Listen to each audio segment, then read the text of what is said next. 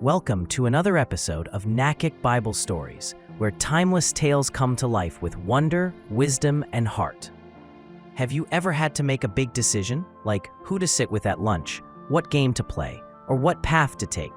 What if I told you there's a story in the Bible where a man had to make one of the most important decisions of all, not just for himself, but for someone else?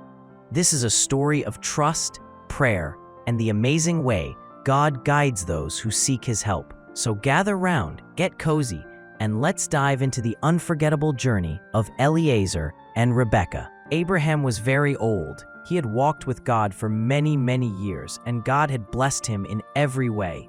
But now, Abraham had one very important task left to do: find a wife for his beloved son, Isaac. He called for his oldest and most trusted servant, Eliezer. "Eliezer," Abraham said, his voice steady but urgent, "I want you to go on a journey, but not just any journey. You must find the woman who will marry my son." Eliezer blinked in surprise. This was no small errand. "But, Master," Eliezer asked, "what if she won't come back with me? Should I take Isaac with me instead?" Abraham shook his head. "No, Isaac must stay here, but don't worry, God will go with you. He will send His angel ahead of you and lead you to the right woman." Eliezer nodded, his heart full of faith. He packed his bags, prepared 10 strong camels, and set off on a long and dusty journey toward Mesopotamia, the land where Abraham once lived. After days and days of travel, Eliezer and the camels finally arrived at a city in Mesopotamia. Just outside the city, there was a well, cool, quiet, and busy with women coming to draw water in the evening light. Eliezer sighed. The journey was over, but the real challenge had just begun. He looked up at the sky, full of twinkling stars, and prayed with all his heart.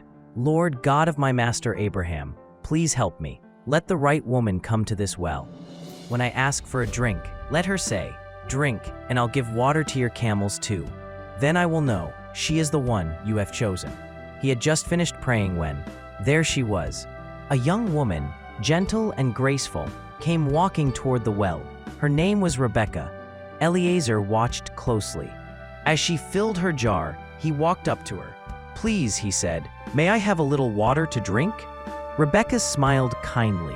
"Of course, drink." Then, just as Eliezer had prayed, she added, "I'll draw water for your camels too, until they've had enough to drink." Eliezer was stunned. Camels drink a lot of water, and Rebekah didn't hesitate. She ran back and forth, drawing water again and again until all 10 camels were fully satisfied. Eliezer couldn't believe his eyes. Could it really be her? Had God answered his prayers so quickly?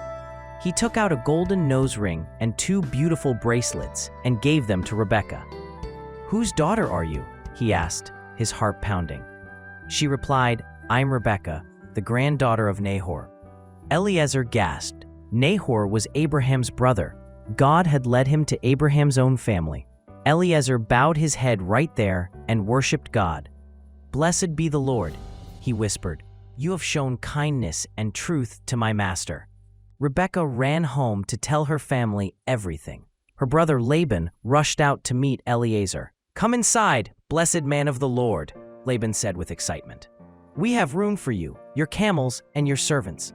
That evening, Eliezer shared the whole story, how Abraham had sent him, how he had prayed, and how God had answered. Laban and the family listened carefully. Then Laban stood and said, "This is clearly from the Lord. Rebekah is yours. Take her to your master." The next morning, Eliezer was ready to leave, but Rebekah's family wanted her to stay for a few more days. "Please," they said, "let her stay just a little longer." But Eliezer was determined. "God has blessed my journey. Please don't delay me." So they asked Rebekah, "Will you go now?" Rebekah smiled and said bravely, "Yes, I will go."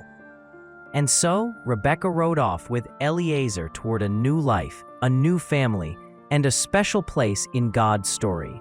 Far away, Isaac was in the field praying when he looked up and saw camels approaching. When Rebekah saw Isaac, she slipped off the camel and covered her face with a veil, as was the custom.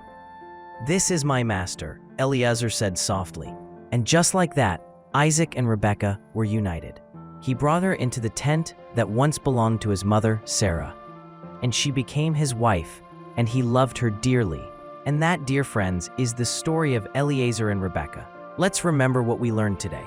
Eliezer didn't rush or guess. He prayed and trusted God to guide him. God answered that prayer in a wonderful and perfect way. Rebekah was kind, generous, and brave, just the kind of person God had chosen. Moral of the story: when you face big choices in life, don't worry or try to figure it all out on your own. Like Eliezer, you can ask God for help and trust that He will guide you in the right direction. Thanks for joining us on this episode of NACIC Bible Stories. We'll see you next time with more stories that bring the Bible to life, just for you. Till we meet again, stay safe and be blessed.